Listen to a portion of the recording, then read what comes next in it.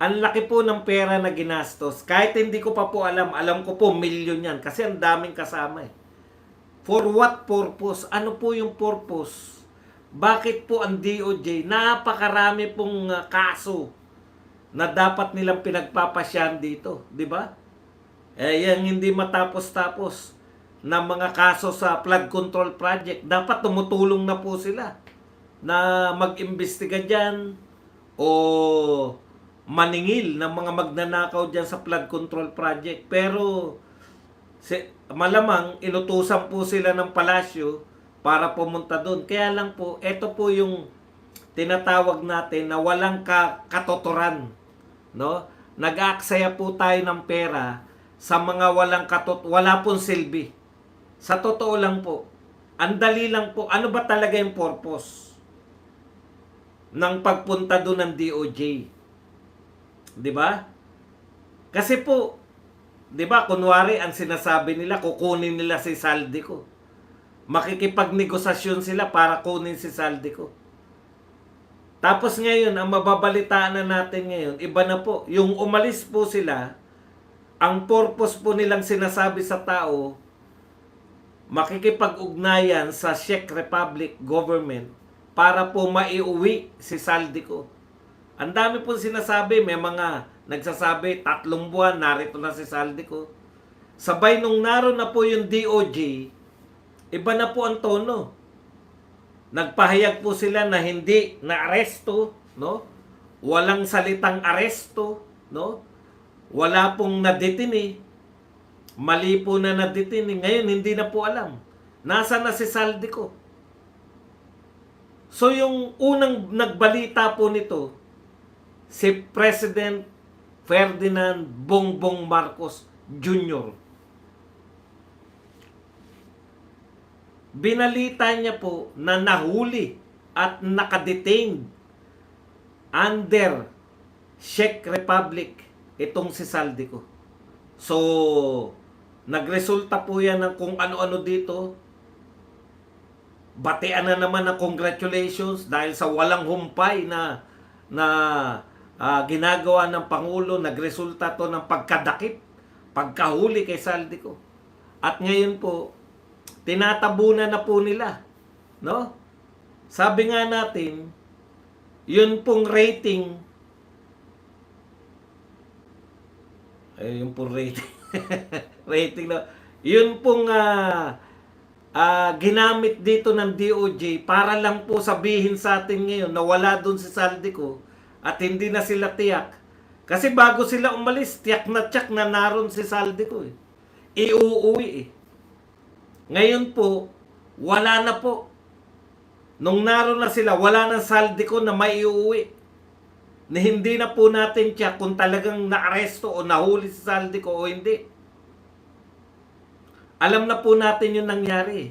Para i-delay lang po yung pagkapahiya.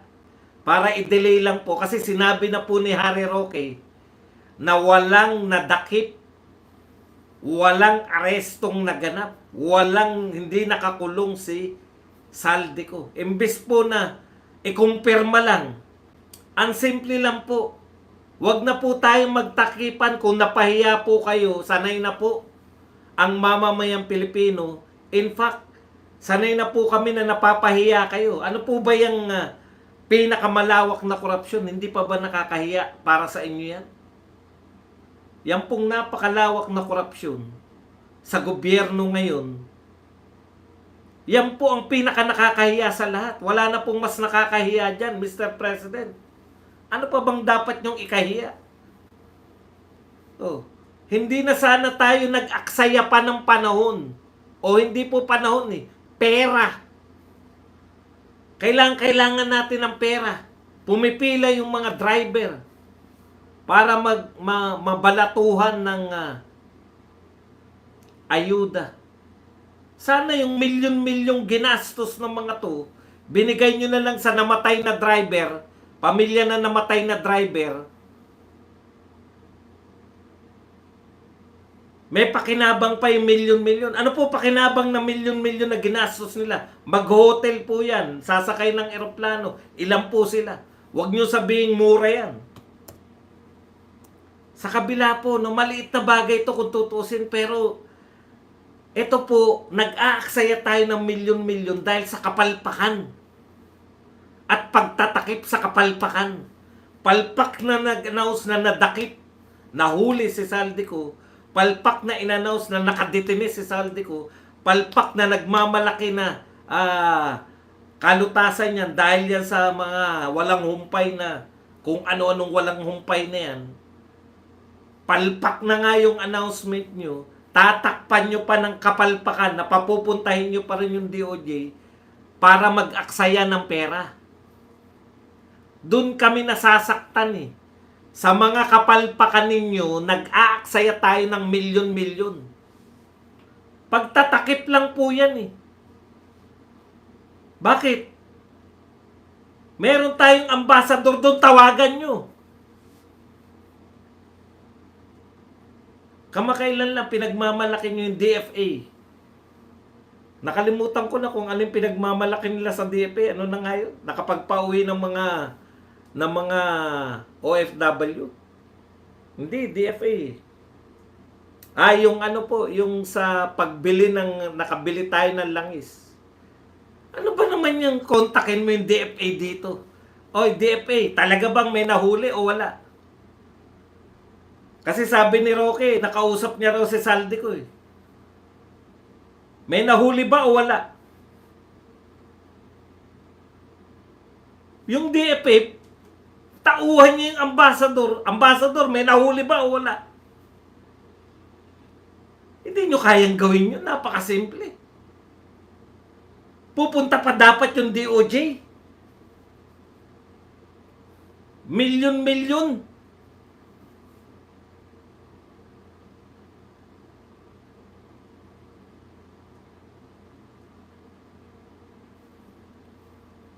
Ilang milyon ang ginastos ninyo.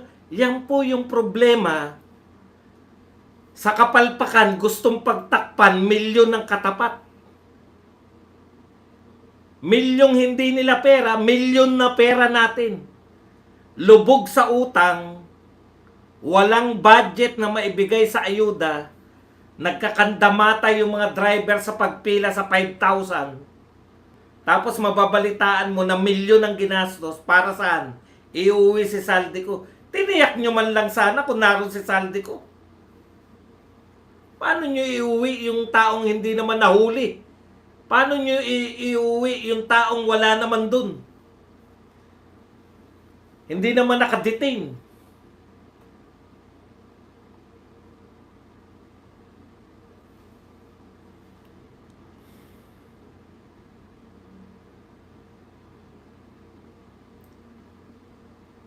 Pwede naman kayong tumawag.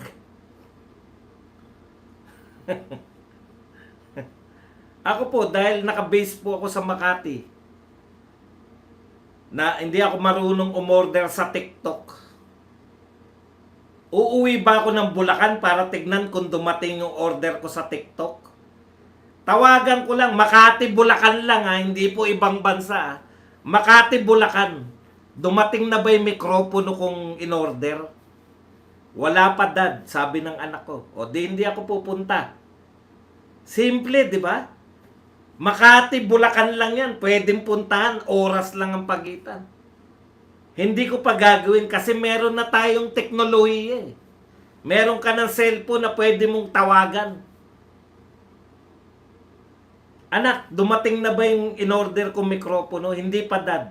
Oh, thank you. Sa Pilipinas lang yan, pwede kang tumawag.